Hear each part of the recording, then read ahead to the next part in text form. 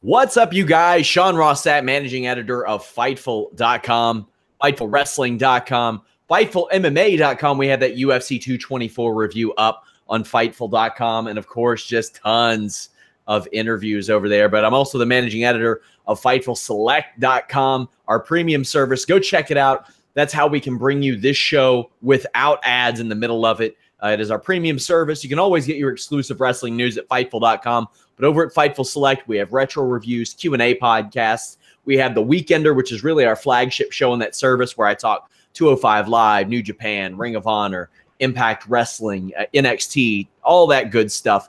We're going to talk all in on that show this week as well. But we're going to talk all in tonight. But check out FightfulSelect.com. Alex, All In held their press conference on Sunday. Yeah. They sold out in 30 minutes. Fightful.com was at the presser. We've got several exclusive interviews over on our YouTube at youtube.com/Fightful. We talked to Marty Scurll. We talked to Tessa Blanchard. We talked to Hangman Page. We also were part of the Q&A with the Young Bucks and Cody Rhodes. You can see all those there. We've got tons of articles coming from it. I'll probably use some of the interviews on Listing Your Boy this week. What else can you say about that besides impressive? Yeah, no, it's incredibly impressive. But it's a major development. Like the idea that a bunch of quote unquote indie guys can get together, book their own show, advertise the hell out of it in advance, pick a venue for it.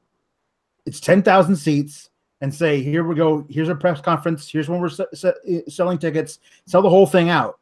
Like, that's even more of a reason for somebody who's in WWE who's going like, I'm not being used right, and can say, well, maybe I'll go and work somewhere else. And there's actually an avenue for that. And that scares the hell out of WWE because they love having guys locked up under contract. They figure, well, you can't leave here because how are you going to make any money? You got to stay here. So now that's basically out the window. Like, I mean, seriously, this is funny. To me, if Stardust can leave WWE, go out and become this, think about what there's some guys out there in WWE right now could do if they left. He's one of the most compelling characters in wrestling today, and now his wife, who was just a ring announcer in WWE, is also a very, very compelling character, also a badass. You can say what you want about her in-ring work and where it is now. The woman wrestled with a broken clavicle for 2 matches. So I know a lot of you have no clue what All In are. Some of you live in a WWE bubble, and that's fine. But it is an event that Cody and the Young Bucks are running on September 1st, just outside Chicago. It started off as a bit of a bet between Dave Meltzer and Cody Rhodes, where Dave Meltzer said that he didn't think that they would sell out or they would put 10,000 people anywhere. And really, they could have done 10,000 for Long Beach in New Japan. Now, the ticket sales for the Cow Palace are a little bit slower. I think that could be attributed to that Long Beach show being a one-match show, essentially, when all was said and done. But so far, for All In September, you have Cody Rhodes, Stephen Amell from Arrow, the Young Bucks, Kenny Omega, Tessa Blanchard, Adam Hangman Page, Marty Scurll, Ray Phoenix and Pentagon, Kazuchika Okada, Deonna Purrazzo, Joey Janela and Penelope Ford, Chelsea Green, who many of you know as Laurel Van Ness, Britt Baker, Jay Lethal, Matt Cross, who many of you may remember as M-Dog 20 or Son of Havoc, and Rey Mysterio. So you have a lot of these people who have high stocks. You have Rey Mysterio. He's off of his Royal Rumble appearances where people really like that. Chelsea Green, a lot of people think the world of her. Joey Janela annually now puts on a hot indie show. Deonna Purrazzo has appeared on everybody's TV now. She's like 23. She's been on everybody's TV. Pentagon and Ray Phoenix are the hottest things out of Lucha Underground. Chelsea Green, by the way, goes straight from Impact's TV to Lucha Underground's TV. Oh, by the way, WWE has had interest in her for a very long time. And then you have all of the Being the Elite guys who have this connection with their viewers because they have 15 minutes to tell a story every week. That's not to mention the star of Arrow. That's not even to mention Tessa Blanchard, who I think has had just a great impression on Impact Wrestling so far. Britt Baker, excellent worker. Kazuchika Okada, oh yeah, that guy. Yeah, Oh yeah, that guy. Oh yeah, the guy approaching a 2-year reign as IWGP Heavyweight Champion, and then Son of Havoc as well. It's quite the lineup, and they announced Cody is taking on NWA World Heavyweight Champion Nick Aldis as of now. Although I think that there's a way that a Flip Gordon maybe backdoors his way in, wins the NWA title, and that's how he gets booked. I got to say, I don't miss an episode of Being the Elite. It is highly entertaining programming, and the fact that they were able to pull this off, whether I consider it an indie show, that's tiptoeing, because it's an awful lot of contracted talent, whether it be the Lucha Underground, Impact, ROH, or New Japan. But it is an incredible feat nonetheless, Alex. Yeah, no, it's a like I said, it's a huge shock to the system that can change. You can easily look back at this as being a major turning point. Like you could look back in 5 years, 10 years at this as being the beginning of a whole new world of wrestling. Like you have all these people, you can go down the list of all these people who are working for WWE, who are mired in the mid card at best, and think what they might be doing elsewhere if used in a different way. And those guys can say, well, yeah, I'm going to take a flyer on myself and see where it goes. That's before they even sell the tickets to StarCast. And again, I answered this on the Fightful Select show. We're not doing that. We're not one of the main stage people. We're not paying to be at a StarCast thing. We will send somebody to cover the events, given that we're credentialed and stuff. But I mean, StarCast announced a ton of names too for that convention. So they've really turned this into a full weekend. Good on them, man. Good on everybody involved in that situation, because there's a lot of money to be made there. There's a lot of fun to be had. Now, there's some information that we have that maybe isn't out there too much. We have all kinds of videos on youtube.com/Fightful. Cody Rhodes talking about CM Punk's, the possibility of him being involved, them talking about streaming possibilities. Right now, Cody said there aren't any plans to, but he very much left the door open. And in my opinion, completely opinion, I think that's his way of leveraging it, because he said that they want people to see this. If they want people to see it, Twitch seems like the natural option, because there's going to be a lot of generous people tipping that type of thing. And I think that would be an amazing way to build goodwill. Like, you want to be even more fan-friendly and build even more goodwill. Streaming that thing for free on Twitch sounds like a great idea, but who knows if they'll go that route. If they went a different route, I wouldn't be surprised either. Yeah, I mean, I do think that it is a little, being coy to be like, oh, we'd like to, but we have no plans on it yet. Okay, which means you've got like 3 people who you're waiting to see if they put a bid on it. Yes. And that's the kind of thing that you see. But yeah, I would love to see it go out for free on Twitch. That would be a great little gesture from them to say, we want everyone to see this. And once you see this, maybe you'll think to yourself, well, maybe what I'm watching on Mondays and Tuesdays isn't the only place I can get my wrestling. You know what I mean? If this is something that they might be able to tune into, people who aren't watching, NJPW or ROH or anything like that, they see this instead and they go, hey, this is really interesting. So. Had a lot of people asking me if I will attend. That is my birthday weekend. That is my wife's birthday weekend. And that is our wedding anniversary weekend. So that's a big fat no. If we have a presence there, it will be in the form of Steve Muehlhausen, who will cover the event, as he did this press conference and did a great job. So thanks to Steven Muehlhausen for doing such a great job on that. We've got WWE Monday Night Raw, May 14th to talk about. Now, obviously, I did get a script for this show. It's up on FightfulSelect.com for subscribers, but I didn't do a spoiler post today. Not a lot you can really do when it's taped 5 hours ahead of time. But we get a cold open from the NBC upfronts where Nia Jax, Charlotte, and Ronda Rousey were. We're just going to go ahead and talk about this whole thing right here. So, first off, I want to say I haven't seen Ronda Rousey this happy and just glad to do something in a long time. But it doesn't make sense to have Jessamine Duke and Marina Shafir, their first promo that you see of them on official WWE programming, their YouTube, talking about the faux horsewomen, the fake horsewomen, and then you got Ronda Rousey and Charlotte like blowing kisses at each other. We got a lot in common, but we got a lot in common, but can you do this? Yeah. Woo! Passing notes. Do you want to be my friend? Check, woo, or no. Yeah. That's weird, man. Okay, so this is obviously to set up Nia Jax challenging Ronda Rousey. I think it was heatless, but it was an interesting, creative way to do that and get a little bit of buzz for it. If they're going to send all those women there, have them do something cool. So the things that Rousey was fed to say were very transparent. However, I think her reaction the first time she comes out in front of a live crowd will really tell the story. If Ronda Rousey comes out after she said in this promo, well, a lot of people deserve this shot other than me, and she gets cheered, okay, whatever, doesn't seem like it mattered. But if there's like this indifferent reaction or these boos, I think everybody sees through it. Then you have Charlotte saying, do it, do it. And initially I was like, why would she tell her to do it? Then I was like, why would she give a shit? She's on SmackDown. So, of course, why does she care? She wants to watch the world burn on Raw. So who cares? What did you think about this? I'm very wait and see on it.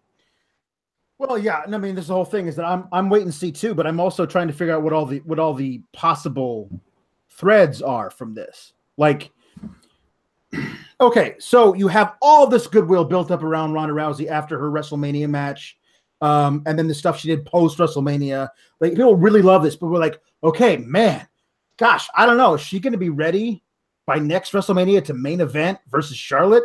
It's good that they're bringing her along slowly. And WWE hears that and goes, aha. So what we hear you saying is that she should have her first championship match in a month. And we're like, no, that's the opposite of what we were saying. But don't worry, we won't push her like we pushed Roman Reigns, because she'll say she doesn't deserve it. And that'll build a lot of goodwill. Okay, maybe. But we have the match, okay?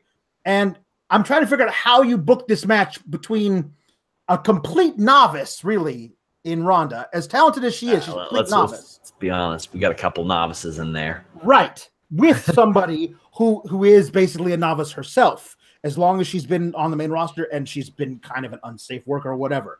So if this match actually goes to a conclusive finish, like, I feel like it can't be very long. And if it is very long, if that's the case, you're not going to have Ronda get squashed. So she's going to become the champion, possibly. I mean, if that happens, who's your next challenger? Like, well, you have a whole.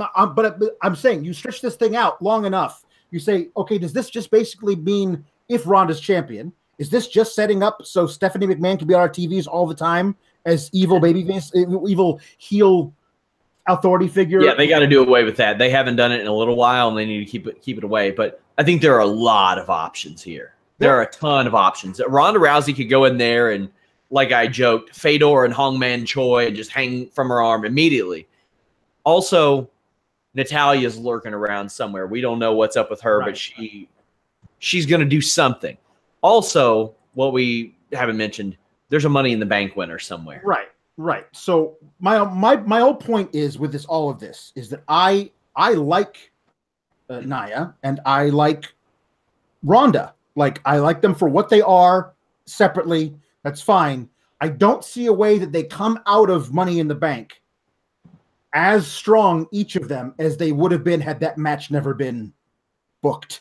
You know, like, you've done all this stuff making Nia into this sympathetic babyface champion who's a champion against bullying and stuff, and you're going to have her work against this huge star in Ronda. Like, that doesn't, you putting those two together, you're gonna nerf one of their goodwill that they have.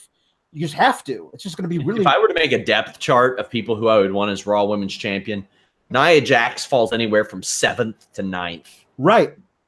But in this case, I may put her below Mickey and Natalya. But the whole thing is, then you built her up to give her this Mania match, to have her beat Alexa, and then Alexa again in the rematch, only to then just then she she loses this match. If she loses, she falls way down the depth chart. Yes. And if Ronda is your babyface champion, all of your really top women on Raw at this point, right now, are all babyfaces too, except for Ruby Riott. I mean, I guess that's your next thing. So it's weird. It's really weird. I really thought Ruby Riott was set to face Nia. Really, really did. Me too. So, and honestly, I wonder how much of this whole all in has made WWE panic and say, we got to grab the headlines back. Let's figure out a way of making that happen. Well, I know that when I'm talking, it's so funny because people will ask me, oh, how do you get a hold of people on the European tour? How did things work there? I talk to a lot of different people when WWE is in Europe because my messages don't get answered as quickly. And one of the people I spoke to said WWE views Money in the Bank as a big show now. It is one of their big shows. They're trying to establish to viewers that they see it as a big show. And that's one of the reasons why Ronda Rousey's getting booked on the show. It's also the reason why an NXT happens before the show. And that was another thing. They said if you want to know what WWE views as their big weekends, see the ones that have NXT ahead of them because that's what they expect. Also geographically where events end up. I mean, I'm cool with that too because the lull between WrestleMania and SummerSlam used to have a lot of extended builds that didn't need to be as long as they were and a lot of placeholding stuff. And Money in the Bank should be a huge weekend because for at least going into it, it's a little bit like Royal Rumble where there's this sense of optimism of what could happen, what might happen, what storylines can unfold here. Because if things don't go right for WWE, ideally Money in the Bank is a good way that they can press reset on a situation. They can get a title off somebody really quickly. They can make somebody important really quickly. Unfortunately, what they often do is give somebody a briefcase and render them just absent forever because they want you to forget that they had the briefcase. It's so weird. Yeah, it is. It really is. Reigns and Jinder Mahal. Let's talk about this. Mm-hmm. Roman Reigns comes out and says that he got robbed. Now, whether he did or not in storyline, nobody wants to hear a whiner. You want to hear, go back and watch a Tito Ortiz fight. Doesn't matter which one, really any of them. Win, lose, or draw. Here's what happens. I came into this fight. I was almost paralyzed. My neck was almost broken. Doesn't matter if he knocked the guy out in 12 seconds. He was almost paralyzed. The crowd's like, son of a bitch. This again? Roman Reigns says this time he wasn't screwed over by WWE management. At this point, I'm thinking it's got to be a troll. Maybe they've seen it. I'm hopeful. I'm optimistic now that this is all one elaborate troll and they've seen the error of their ways. Now, I want to establish this, guys. I don't report a lot of storyline news. That's by design. It's by design because WWE is run by a 73-year-old man who literally changes his mind all the time. A lot of people pick on Dave Meltzer and how he says plans change. There's a reason I don't report storyline news even if I get it. And it's because plans change. And they change real goddamn often. I mean, real often. The Big Cass thing, for example, last week. I've got some in the Fightful Wrestling Weekly about that. I was told that WWE was, well, for one, Daniel Bryan was supposed to interrupt that segment. He didn't because they didn't like the bruises that were on his chest. They said, we're keeping you off TV. Plans changed. Then Cass boots a little person in the face. They didn't want him to punch a little person in the face. Apparently, they were just as concerned for little person as anybody. But WWE saw that as an opportunity for Big Cass, and they changed plans accordingly when he didn't do what they wanted. Alex, what do you make of all this up to WWE management didn't screw me over? Because that's all I've gotten to so far. Yeah, right. So I won't go past that. But I will say, if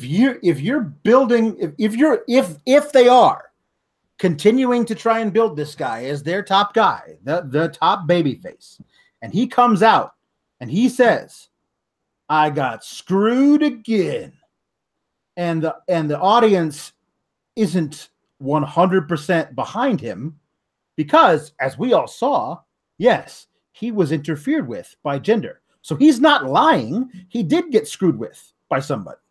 But he comes out and he says, I got screwed again. And the audience goes from vociferous boos to deafening boos. Then you have a problem on your hands. Because the audience is saying, yeah, we know. We're happy about that. Go screw yourself.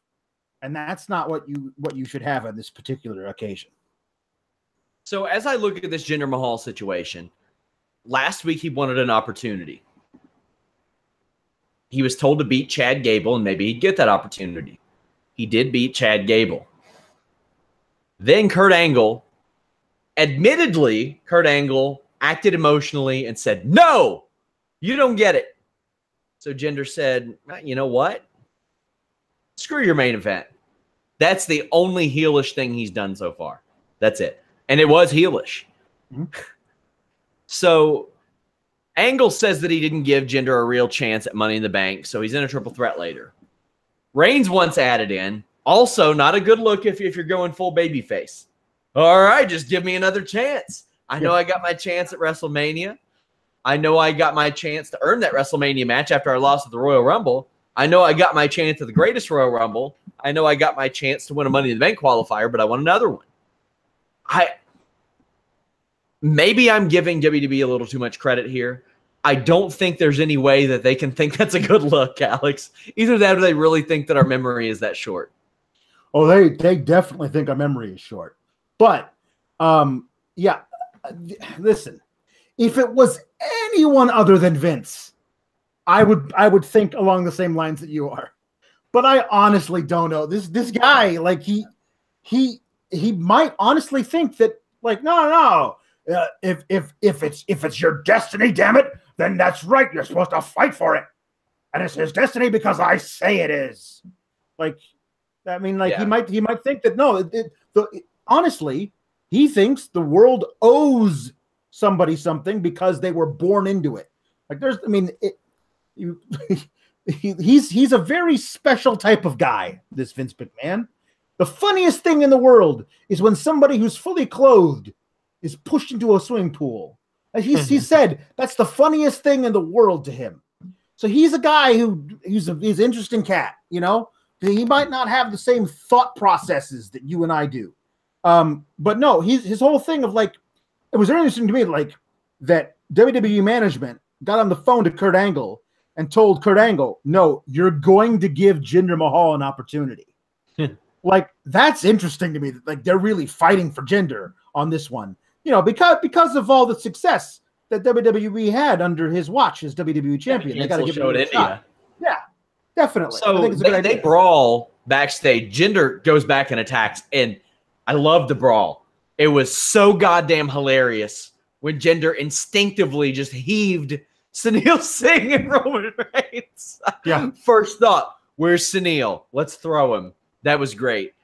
They brawl, make it to the stage. Mahal Superman punch until it's broken up. I loved the brawl. Thought it was great. Thought it was well done. Not backstage. Corey Graves on commentary says, Roman has had all the cards stacked against him. And I'm thinking, all right, it's getting funny to me now. I was starting to laugh. Like, there are some things that are so ridiculous. For example, yesterday I was playing wiffle ball. And I got smacked in the ankle with a wiffle ball. Ooh. It bruised and swelled up heavily. How can I be mad at that? It was a wiffle ball. Yeah. You can't be mad at that. That's a freak accident. Whatever's going on here isn't a freak accident. But it is a freak accident. You know what I mean? Yeah. Yeah. It's my favorite part, again, if you're trying to help Roman out in any way, having him like passive aggressively like cut the balls off of Kurt Angle with like, no, I get it. You got a wife, you got kids, you got a job to do. It's fine. You're a company man. I get it. But I'm my own man, and I'm gonna do what I gotta do. Not like you, company man. When they really likes Kurt Angle. So he goes there, he beats up Jinder Mahal, and he solves his problem with violence, like all good guys do. And we keep on going with this, you know? Well, I can say I got hit by one wiffle ball yesterday. It felt like I was being pelted with them throughout this activity. And my eyes starting to swell up, my knees starting to swell up. I can barely hang on, and I don't know if it's at the point of parity quite yet. Backstage in the trainer's room, Jinder wants the match delayed. He's got his ribs taped up. We are like 25 minutes into this podcast, and we're still in the first segment, which is hilarious. But this went throughout the show. Jinder wants the match delayed. Angle says that it can't be because it's best for business if an injured Jinder competes. Yeah. Super babyface Jinder Mahal says, all right, son of a bitch, I'll do it. Yep. And he walks out. He's limping. And this dickhead, Roman Reigns, spears him through a wall. And it was a good spear. Oh, yeah. The spear was a hell of a lot better than the wall. And then Roman Reigns eyes down the Sunil Singh that he's twice the size of. And Sunil's like, get some help. Get some help. I felt bad for Jinder. If the goal was to get Jinder over as a babyface, to me, this was a rousing success. My thought immediately was, how dare you, Roman Reigns? How dare you make me sympathize with Jinder Mahal? How dare you, sir? I was like, man, Jinder Mahal sucks in the ring so bad. Yeah. Like, is he going to start doing the Bobby Roode babyface spots? Like, he's going to do the clothesline. He's going to do a Maharaja pose. And then hit Blockbuster. Is that what we can look forward to? Listen. Okay. My favorite part of all of this is how obviously fake that wall is once he goes through it. Like, they got a sign made for this, for sure. Behind this thing. But I love the thing. They rigged up some stupid little cable thing to hang down to make it look extra realistic. Like, come on, somebody help. Somebody help. There's live electrical cables hanging from the ceiling. We got to do something. Yeah, this was all ridiculous, especially because Kurt Angle says, I gave Roman Reigns the rest of the night off. He's out. He's not even here, which means like he's not supposed to be in the building. Like he snuck back in to commit assault on this guy. And we're like, yep, that's our Roman Reigns. That's the guy we root for. And here's the thing. The only thing that makes me believe that he's still supposed to be the good guy is the fact that Michael Cole is still caping for this dude hard. And we all know Michael Cole is the voice of Vince McMahon. Like, well, what are you going to do? Roman's upset. He feels he was wronged, and he absolutely has every right to feel that way. I would highly recommend to you guys the interview Sam Roberts did with Corey Graves. He was amazingly transparent about how the things he's told to say and how he doesn't sometimes agree with it, but it's his job. So let's get into wrestling. How about there were matches on these, none of them bad, some of them completely absent of heat. WWE Intercontinental Championship, Seth Rollins defeated Kevin Owens. These two went back and forth before and after a commercial until Rollins hits a Falcon Arrow on the apron, Alex. Yeah. That was great. Great spot. These two guys work really, really well together. Rollins works well with everybody at this point. But the thing is that Owens and AJ Styles, for some reason, couldn't have good matches. But these guys got it together. They really do. AJ with some of those combinations just hasn't blown me out of the water, and that's a little weird. Rollins goes for the trifecta suicide dive, but the second one was so good, I think he was just like, "Nah, we're set. We're all right." Owens counters the Revolution knee with the DDT that Rollins sells really well, turns Rollins inside out with a clothesline. A big kick and a Revolution knee get 2 for Rollins, but then Owens manages a small package off of a frog splash attempt from Rollins. Rollins goes for a superplex, but Owens turns it into a super fisherman's buster. This spot was cool. Yep. Every time Rollins goes for this move now, I'm like, what's going to happen? Is he going to get it or not? And Rollins and whoever he's faced have just beautifully crafted that, Alex. Yeah, I've always loved that move by Owens. It's a perfect counter to being superplexed. And he's the only one who does it, to my knowledge. I've never seen anybody else do it that way, where you're facing the ring and pick the guy up and twist into the ring. It's great. And it's perfect counter for a guy who does superplexes. Like, a lot of times he'll do this to people who never pull off a superplex in the ring. So whenever it's shown up, you're like, no, that's not happening. And you know it's going to be countered into this thing. But if it's Rollins who always pulls out the superplex, that's a great counter move to have in this program. It's really great. I love also all that Falcon Arrow onto the apron. was all after a build trying to get to an Owens power bomb onto the apron. So it was we were all trying to move toward that spot, and then they countered it right into the Falcon's Arrow. It was so roller coaster of a story.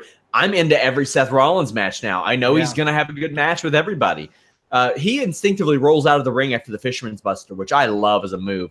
If Owens ever needed a new finish, just a regular Fisherman's Buster, and he sits out with it and holds the pin, ooh, that's good stuff. But Rollins gets the stomp, wins, continues to have great matches. Backstage, Kurt Angle is there, and Kevin Owens says that if he doesn't get an opportunity, he's going to call Stephanie McMahon. He tells on Kurt. Yep. He's like flight security. He's going to blow a whistle. We'll get into this for the main event too. Sure. I love Kevin Owens. I love that he's the guy who has this great match with Seth Rollins. He loses only because he's getting back into the ring, and that's when he gets the stomp. Like he has the match basically won, and then Rollins is able to get up after being rolled into the ring, hit the stomp, and he gets the win. So the match was great, and Owens basically was like, I had him. There's gonna be one more shot, and I'm gonna beat him. That's fine. That's totally babyface to think that. What isn't is obviously I'm gonna call the boss. I'm gonna call your boss, and she's gonna make you do what I want. I love Kevin Owens. That's not the best use of him. He's a perfect anti-hero. He should be anti-establishment all the way through. Like he just anti-everybody. Like he's a great anti-hero, but I don't think they're ever going to use him that way. They haven't yet. I mean, ever since Triple H handpicked him to be the Universal Champion like a year and a half ago, he's just been like a company boy, unless it's Shane. Shane hates him.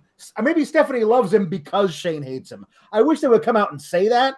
Like Stephanie is giving Kevin Owens preferential treatment because she knows it pisses off Shane so much. That would be great. It would make a lot of sense. It would plug a hole. Yeah. Money in the Bank qualifying match. Bobby Roode defeated No Way Jose and Baron Corbin. This match was way better than I expected it. These ingredients on their own, I don't know if would have made for an exciting match. But thrown together, and this has been the wrap on Bobby Roode and Baron Corbin for a long time, with a little less downtime, and it's that almost that troll heat. You know what I mean? Like I'll stop it and I'll throw a chin lock on it. Yeah, you all don't like that, do you? With all that eliminated, these guys have had some good stuff. Corbin and Jose take turns attacking each other outside the ring. Corbin hits Roode with the side slam inside the ring. Just some solid work. Jose got over with the crowd. Corbin gets angry, rips off his shirt after an apron clothesline. He then follows up with a chokeslam backbreaker to Jose and a deep six on Roode, but Roode is able to get the glorious DDT on Jose for the win. Thought this was pretty good stuff. Yeah, it was, but listen, here's a partial list of people I'd rather see in the Money in the Bank ladder match than Bobby Roode. Seth, Sammy, Elias, Dolph, Drew, Bray, Woken Matt, Chad Gable, Bobby Lashley, Tyler Breeze, Baron Corbin and No Way Jose, Apollo Crews, Goldust, Mojo Rawley, and even Curtis Hawkins. Like, I'm so done with Bobby Roode. Like this whole thing. And even if I wasn't, I could at least be objective enough to know this guy's going to be terrible in a ladder match. What's he going to do in a ladder match? Like he's also blockbuster off the fourth rung. A blockbuster off the fourth rung will be his biggest spot. Like that's it. Like, I mean, like he's also how old? Like 40? I think he turned 41 this week. Do you need to be taking ladder match bumps at 41? Like, I mean, it's just a weird thing. There's other guys, especially somebody like Elias, who I think is made for a match like this. And as we discussed last week, is made to be the guy who has the briefcase, except, whoop, it's not a briefcase anymore. Now it's a Money in the Bank guitar case. As it turns out, though, the good thing about Elias is if he's not even booked on a pay-per-view, you still know he's going to do something good. That's true, but I'd still like to see him in this match instead. Sure. You know? Curtis Axel and Bo Dallas are backstage talking to Kurt Angle, and they want to be named the A-Team. Unfortunately, that name is already taken. Mm-hmm. So they go with the B-Team, which stands for the best team. They also want a tag team title match. And Angle says, "You've never won a match, period." And you lost to the tag champs in a non-title match last week. So they faced Breezango. There's a lot that I liked about this match. Oh, yeah. Michael Cole brings up the pay window, winning matches, putting food on the plate. A+, that should be in canon goddamn near at least every month on WWE programming. Why do you want to win so bad? Why don't you just powder out and leave? Well, because if I don't win, I lose half my money. I don't get my win bonus. Great job, Michael Cole. The other thing I love the most about this is how much Bo Dallas and Curtis Axel wrestled like they wanted to win this match. They wrestled really, really aggressively. They would it was just a little bit different. Like they tried really hard to make me believe that they wanted to win this match. And God damn it, I appreciated that so much. Yeah, no, this is great. I do think though, once you have the in canon thing of how much less you get paid when you lose as opposed to when you win, I'm honestly worried about how Curtis Hawkins is making rent every month. If that's the case, yeah. But this match show money is good enough to make it work. Is a joke. But he's got the 2-bedroom, not the 3-bedroom. Is a joke. Anyway, Breezango impresses even in defeat.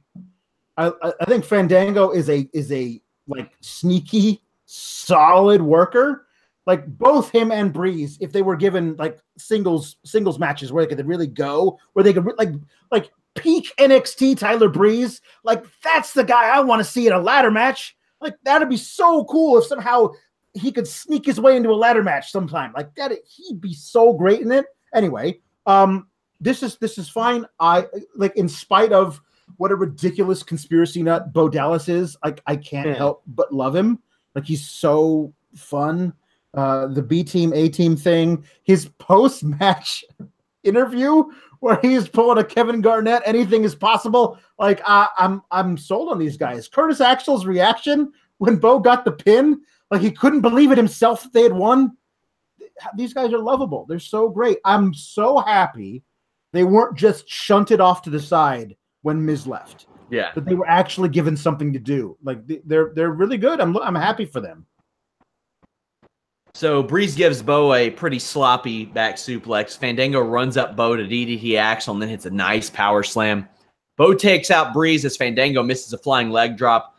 The B team wins with a backdrop neck breaker, and they are in disbelief.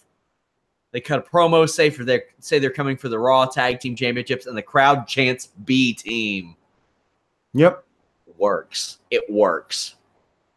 We had Natalya, Ember Moon, and Sasha Banks defeat the Riot Squad. Okay, so first off, Ember Moon and Sarah Logan messed up a Hurricane Rana, but that wasn't what we're talking about in this match. No. I live in Kentucky. Mm-hmm. Sarah Logan, in storyline, lives in Kentucky. I think maybe she did live in Louisville for a while. Don't know. Cole talks about Logan's Tater Farm, or Logan's uncle's Tater's Farm. Okay, so that means a few different things. First off, you sent me a link to Tater Farms in Kentucky because yes, I've lived here my entire life. Mm-hmm. Yep. Never seen one. Yep. Didn't click the link. Not gonna. No, there aren't any around me. Plus, that's your assignment this week, connecting the dots. Yep. I want to know which farm is owned by her uncle. Or if her uncle's name is actually Tater, who owns a farm. Because here's the thing. The sad reality is, if you asked me if I knew a Tater who owned a farm, yeah, actually, legit, I know two. That's sad. But I don't know where any Tater farms are. Yeah. I just know where farms are that are owned by a fellow nicknamed Tater. Right. In fact, there's a bar nicknamed Taters 15 minutes from my front door. Listen, if you were to ask me of all the states which grow the best taters, I'm going to say Idaho 9 times out of 10. Without doubt. But I was like, I don't even think there are any Taters farms in Kentucky. I'm going to do a little Googling, Michael Cole, and call you on your BS. But no, there are all kinds of sweet potatoes farms. Now, I will give Michael Cole some credit. Kentucky. Kentucky's hurting right now. Yeah. Our teachers are hurting. Yeah. Chicken isn't even the best here anymore. Yep.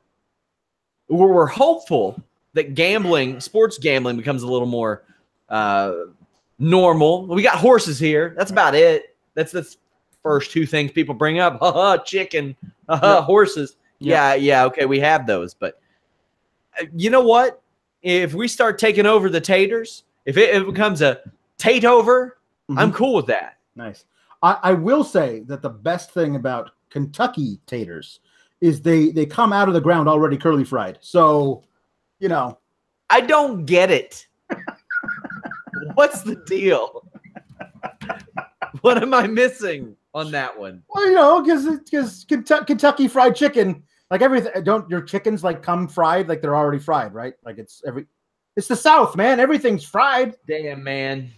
Right? Damn, man. No. I mean, we have Joella's Hot Chicken here. That's way better than KFC. Shout out to Joella's Hot Chicken. Hit me up with that sponsorship. Yeah, I'm sorry, guys. If Joella's Hot Chicken hits me up with a sponsorship, I don't care what we bring in on FightfulSelect.com. You're getting those ad reads weekly. So you don't live near McGlasson Farms in Hebron, Kentucky, or Hebron? I think Hebron is probably about 80 minutes from me. Fallen Maple Farm in Elizabethtown, or Hammer Hill Farm in Crestwood? Elizabethtown, all I know is that they have a really underwhelming grappling team because ours ran through them, just saying. Well, if they've been eating their taters. Well, we tatered them at the EMAC Classic, I'll tell you that much. We jobbed those sons out. Anyway, some highlights of this match include Liv Morgan's bridge counter, Sasha's Meteora off the apron, Ember's suicide dive. There was a real cool spot outside the ring where Ruby and Ember hit each other at the same time, but they were back up in like 3 seconds. Yeah. That should have been part of the end. Like, whoever put together this match, a little iffy on that finish because Natalya has the sharpshooter on. Ember and Ruby knock each other out. Then Natalya's got to let go of the sharpshooter. They got to run through their high spots outside. Then she puts it back on. Outside of that finish, this was decent. But, man, that really dragged it down. Yeah, it's fine. It's fine. One of my favorite things in all of wrestling right now is an Ember Moon suicide dive. She gets clearance on that thing. It's one of the best I've ever seen. Flying. I love it. Joseph Farley, a fellow Kentuckian, is telling me that Marshall County, Kentucky has a tater day. Ooh. Now, let's see. Oh, wow. Okay. Some people may think, anywhere in Kentucky's like 20 minutes away. Now, that's 4 hours and 55 minutes away. I didn't know that was a thing. I didn't know you could travel 4 hours and 45 minutes and still be in this state. Like, even if you drove in circles, you'd somehow end up in West Virginia. My God. The Deleter of Worlds defeated the Revival in about 5 minutes. Best spots, well, there are 2 really great spots in this match. First off, Dash Wilder does a kip up, and Matt Hardy gets him a standing ovation for doing it. That was incredible. Yeah. But then I think it was, I can't remember which it was, that had Matt Hardy's leg, while the other member of the Revival came in and drop kicked the one he was based off of. That was a good spot. They do simple, little good spots like that and make it work so well. They've always have. Like the Revival, like again, like if you want to see some great tag team wrestling, go back 2 weeks ago on Main Event. The Revival had a match against Breezango that was great. It was just solid, great tag team work. And the fact is that this is a little match, a throwaway match. It's a non-title match. The Revival aren't going to win it, but they're going to find something like that. Like holding one guy's leg out the ring, the other one's posted up on, let's drop kick that leg. Like that's a great spot that I haven't thought of. It's a perfect way to start working the leg, which is what they do. And it's these guys are so smart, and I really want them to have a good run at some point. I'd like to. Well, that ain't right now. They work over Matt's leg until he gets a side effect, Uranagi, and then there was the kiss of deletion. The finish was really slow. B team were taking notes. Sami Zayn comes out. There really isn't much to say about this. He had vertigo. I've had vertigo. It sucks, but he had vertigo. He didn't have vertigo, and it's really insulting to me that they still keep talking about it. Just let it go. Let it go. Everyone actually knows why he wasn't allowed to go. Everybody. Well, not everybody. here's the thing: the people who think it's vertigo, fine, you can say it once and then move on. The fact you keep bringing it up is a little kind of F you to everybody who knows why he wasn't there. I don't know if it's kind of it kind of sucks. They're starting off storyline of the century right now. It's not an insult to anybody. He has contacted Bobby Lashley's sisters via Facebook, and they'll appear next week on the show to expose him. Okay. So, what do you think is more likely for Bobby Lashley's sisters? We were speculating about this in the chat, by the way. Like three little people, or three of the biggest, fattest black women that Vince McMahon can find. We're saying something like that. We're like, please God, don't let it be in drag or blackface. Oh God, black. Honestly, if it was 10 years ago, it would be in blackface. Yeah. Now I don't think we were talking about this in the chat. White chicks wouldn't fly anymore. No. You can't make that movie today. No. So, man, hot dog. I mean, like the DX skit. You can't do the Mark Henry thing. You can't do that. You can't do the DX Nation skit. Listen. You probably shouldn't have done the Mark Henry thing when they did. Shouldn't have been. That's like 20 years ago. You probably should have done it then. Yeah, that's now also you true. Definitely can't do it. Yeah. Oh man. So that's the thing. Money in the Bank qualifying match. Alexa Bliss defeats Bayley and Mickie James. No heat for this at all, except for the opening chant for Bayley. I mean, it's a weird deal. Like, I guess they're not going to have either Bayley or Sasha in this match. Possibly, maybe, I don't know. I guess we were thinking about how they're still doing 8 women as well as they're doing the 8 men, because there really aren't very many women who haven't had a shot at qualifying on the Raw women's side. So I'm assuming it's still possible that Sasha can get in the match or Bayley. But if they're keeping them both out of the match, then you could, progress this thing even further in some way at Money in the Bank. But I was kind of looking at this match as it was happening. I was like, oh, well, Bayley, this is how Bayley gets in. And then Sasha will get in via a second chance match or something. And they'll have a big spot in there where they cancel each other. Yeah. They're up on the ladder, both going for it, knock each other off, and then Alexa Bliss or somebody will climb up and get it. It makes too much sense for their placeholder booking to not do that, right? Right, exactly. So I don't know what you do otherwise. It's just a weird thing. Because I think everyone was thinking Bayley was the obvious choice, it kind of was like, oh, Alexa Bliss. And here's the thing. Alexa Bliss is going to have a great spot where she does a Twisted Bliss off the top of a ladder onto all of the other women. It's going to be a really cool spot. Yeah. And if you're going to enter into a world where Ronda Rousey is hovering around the Raw Women's Championship scene, having the briefcase in the hands of somebody like Alexa Bliss, who can be opportunistic towards somebody who she definitely couldn't beat one-on-one, that's a great person to have hold the briefcase. So at this point, Alexa Bliss is kind of my pick to win that match. So we get the typical double team on Bayley, rope stunner by Bayley on both of the heels. Mickie can run in an infrared hit. Crowd does not care. Bayley to belly, but Mickie breaks it up and brawls with Bayley. Then Alexa capitalizes with a big punch and DDT for the win. Just no heat to this match. Kind of disappointing to see because I can't say this match didn't have stakes. It did. So yeah, it's weird. Dolph Ziggler and Drew McIntyre defeated Finn Balor and Braun Strowman. This makes me just really believe that they're determined to make Braun another guy instead of the guy.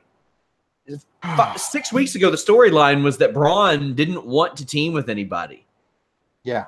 He's been doing almost nothing but teaming with people since then. Yeah. Yeah.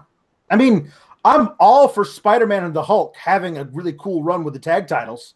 If you're going to make this team a thing, that's great. Do it. But where's that loser Nick at anyway? Nicholas? Yeah, he's honestly, he's on Twitter and he's running game. Like he's like, hey, everybody join my Patreon. I don't think he actually has a Patreon, but basically he's like, follow me on my YouTube channel where I'm doing unboxing of WWE figures. Isn't that cool? So hey, he's got to hustle. Well, school's probably out right now, but he probably doesn't want to wrestle because it's softball season or some shit. was it just me, or were you watching this thing? I mean, like, I understand it's too early right now to do it, but you have Drew and Braun standing in the ring. That's the story. That's a thing. Story. That's a thing. Like that's the kind of match for a title that Vince should be all over. Like, look at the size of these dudes, and I absolutely believe that Drew McIntyre could hit like 3 claymores in a row and pin Braun Strowman. That's your thing. You can do it with this. He's almost as tall as that guy. Like, it's a thing you could do. Big hosses just beating the crap out of each other.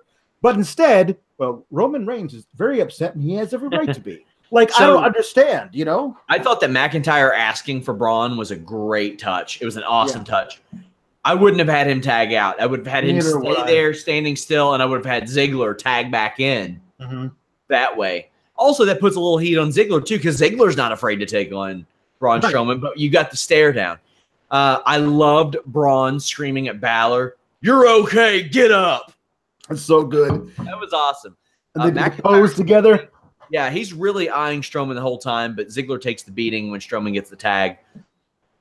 A big wrinkle to a Braun Strowman match is him taking the ring post spot. Yeah, that's weird. Shit's got to stop. They very rarely do that. That's new. Shocking. Balor gets a sling blade, but the crowd is kind of out of this as well. But then Strowman mows down Drew. And I have no clue, at least yet, if this Greatest Royal Rumble dollar store trophy was meant to break, because they barely touched it. Yep. But it did. Yeah. Let's talk over the possibilities of this, Alex. Yeah. They had him bring that damn thing down to the ring. Oh, like, here's the thing. Like, here's somebody that, I don't know who wrote this. I think somebody was actually our Fight Wrestle who tweeted it. But did they write off the trophy because it's so stupid and giant and ridiculous? If they wrote it off, that's great. As long as it begins this Drew and Braun thing. But the problem is that really you couldn't find a better way for these two guys to start feuding than over a stupid trophy. I love it. I mean, they've already went stupid as shit on Braun anyway. When we saw it coming. Yeah. Go check out Cricket Wireless right now. You're on fire. We knew that was coming. We knew Braun Strowman was coming. We knew the stupid little kid was coming. We knew all that stuff was on its way. We called it in November, and I hate the people that say called it, but we did. The best thing they can do right now is Braun Strowman going, "I really don't appreciate it when people break things." Yep. To Drew McIntyre. That is the best thing. Yeah. Possible. It'd be very good. Like, breaking things is my gimmick. No. He should completely ignore the fact that he breaks things. That is incredibly irresponsible of you. Why would you break something that belongs to someone else? Have you no manners? That's what I want to see. They've already went down that route with Braun Strowman. You lack decorum, sir, and I challenge you to a duel. Oh, my God. Take 10 paces, and then we will run across the ring into each other as hard as we can. What we need. Oh, man, him doing that spot, though, where he's running into a guy who's as big as Drew on the outside. And poorly at some point. Oh, man, they're going to separate each other's shoulders. Yeah. Oh, yeah. Ziggler picked up the win. That's lost in all this, but Drew McIntyre and Dolph Ziggler win. They're doing a little something with the tag team division. They're building a couple people. Wish they would build the Revival. Yeah. Money in the Bank qualifier. Kevin Owens defeated Elias and Bobby Lashley. Angle says he has a replacement for Jinder, but Stephanie calls and she wants Owens in the match. First off, I just want to say, I've been putting over Michael Cole. No amount of his commentary will make me sad that Kevin Owens is getting another chance. I'm sorry. Yeah, no, he's the thing. I love it. He's like, oh, he cries and whines to management and they give him another chance. How many chances does he want? Meanwhile, he's also caping for Reigns, who all he wants is more chances. Like you're a hypocrite, Michael Cole. Yeah, you're a damn hypocrite. I don't like it. I don't like it, sir. We get the same heels work over the babyface stuff. We get Bobby's sister's chance. In the middle of this, Elias wants to perform a song. She should be ecstatic every time. Just inexplicably, she should be like, also my time to shine. Yeah. Let's do it. JoJo is such an underrated part of this act. Like, ladies and gentlemen, Elias. Yeah. She does it perfectly. Perfectly every time. I gotta have her there for it every time. Yep. I like it. Elias gets a mule kick, then Owens misses a cannonball. Again, WWE has found a way to take London out of wrestling. Like, they're not as excited. We get a couple of the cute chants, but it's not as wild as it used to be. Elias amazingly hits that electric chair power bomb. It looked like he was not going to at one point, but he did. Yep. No, he's I keep saying it, man. I can't believe this is the guy that was jobbing out in NXT before he got pulled up. And we were all like, both of us sitting there going like, Elias, really? Like, okay. I found some of his pre-WWE stuff, and it was not very, like, nothing that stood out and said this guy would become this guy at some point in the future. So what he's been able to do on this main roster is nothing short of incredible. Cole calls a move that is not a press slam. Maybe it was meant to be a press slam. No. But it was not. Yeah. Lashley hits like an inverted big ending. He has a Elias up. I think it's Elias up on his shoulder and spins him around, drops him face first. Yeah. Go ahead. Yeah, Buddy Murphy did that move to Mustafa Ali different move. Well, I mean, he is a modified Yokosuka cutter, which is what that is. There you go. It's a modified that. And he did that last week on 205 Live, and this is my chance to very quickly plug. If you have not seen Buddy Murphy versus Mustafa Ali from last week, find that match by come hell or high water and watch that thing. Also, go ahead and find you a cool damp rag because you're going to need it for your forehead. Ooh. That was a good match. If you're not watching the main event, at least of 205 Live every week, you're really missing out. That show is really taking off. It's really, really good. Wow. Zayn attacks Lashley, really whips his ass. I mean, does a number on Bobby Lashley. I'm like, damn, Zayn, a little much. But a frog splash on Elias wins it for KO. He and Sami Zayn are palling up. This is decent. I mean, there were no bad matches on tonight's show. But there were some heatless ones, and that's a shame because some of these matches had some stakes. Yeah, it is weird because usually London's like way into it. Yeah. I also wonder, like, I mean, I don't know. This is taped. Like, I'd like to know from people who were there, were they cheering for the wrong people? And they muted some of the stuff. Like, that's always possible. Well, sometimes they boo who they're supposed to cheer and cheer how they're supposed to boo. I know. Some of these crowds are just weird, man. It's Bizarro World. It's Bizarro World in half the towns in the world. I know. Here's the thing, but here's what happens. Now, the 60,000 people who come to the arena and they're booing Roman Reigns at the pay-per-view, that's a small sample size because it's a small sample. Small sample. Everyone at home is cheering him. That's what Corey Graves says. So yeah, that was the one thing. Like, despite how transparent Corey Graves was in that interview, when he said that, I was like, "No, it doesn't work like that." Like, that was up there among one of the other weird things I heard when people are like, "Oh, these marks act stupid at shows," and then you encourage you incite your audience to act a fool in your comment section and to other people. I'm like, this doesn't really make sense, but I'll tell you guys what does make sense. FightfulSelect.com. We got your Q&A podcast. We got the Weekender podcast, members-only podcasts. I did a special alternate commentary podcast this month.